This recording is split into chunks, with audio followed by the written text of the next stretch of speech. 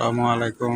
আজকে প্রচুর পরিমাণে গরু আসছে হাটে। হাটে প্রচুর পরিমাণে গরু আসলে কী হবে, তবে ক্রেতা একবারে কম। বৃষ্টির কারণে আকাশের অবস্থা খুবই খারাপ। সকাল থেকে বৃষ্টি হচ্ছে, মুষলধারা বৃষ্টি হচ্ছে। এখন হয়তো একটু কম আছে, এটা যেহেতু সকালের হাট, সারাদিনের হাট থেকে এখনও গরু আসার সময়। তবে গরু আসার সময় কি প্রচুর পরিমাণে বৃষ্টির কারণে আজকে হয়তো গরু পরিমাণ মতো কিছুটা কম, তারপরেও প্রচুর পরিমাণে গরু আসছে।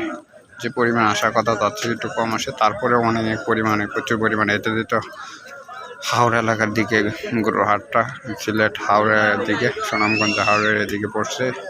তবে এইসব এলাকায় প্রচুর পরিমাণে হাওড়ের গরুগুলো আসে। এখন যেহেতু সামনে কোরবানি, তাদের হাওড়ের যে কৃষকরা আছে, খামারিরা আছে, তারা কিন্তু প্রচুর পরিমাণ গরুগুলো বিক্রি করে দেবে। কারণ তাদের বর্ষাকালে এসে করার ফলে তারা একটু মাঠে গরু চড়াতে পারবে না, তারা এই জন্য গরুগুলো বিক্রি করবে। তবে এবার বৃষ্টি থাকলে তাদের অনেক ক্ষতিগ্রস্ত হবে। কারণ তাদের যদি বাসায় গরু রেখে দিতে হয়, হয়তো কমে বিক্রি করতে হবে, নাহলে যদি বাসায় গরু রেখে দিতে হয় তাদের অনেক পরিমাণ লস। এই যে প্রচুর পরিমাণে দেখেন ট্রাকগুলো, দেখেন কী পরিমাণে ট্রাক দাঁড়িয়ে রয়েছে রাস্তার পাশে।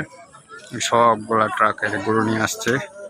অনেক বৃষ্টি, অনেক দূর পর্যন্ত এই সাইডটা দিয়ে অনেকগুলো ট্রাক, আবার ওই পাশে আছে, 2-4টা সাইড আছে, প্রচুর পরিমাণে ট্রাক দেখেন। আর যাদের কেনা বেচা করবেন গরুর হাটে, অবশ্যই টাকা যাচাই বাছাই করে নেবেন।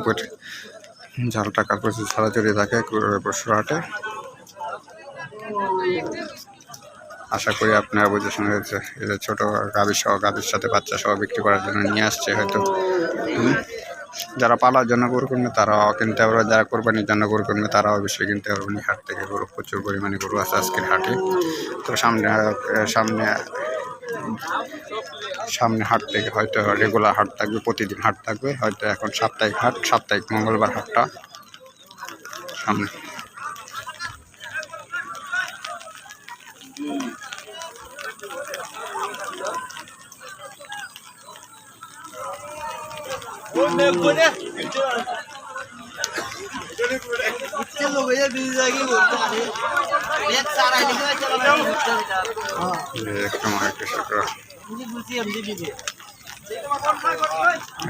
বৃষ্টি হচ্ছে দেখে বাছুরটা একদম হয়ে গেছে।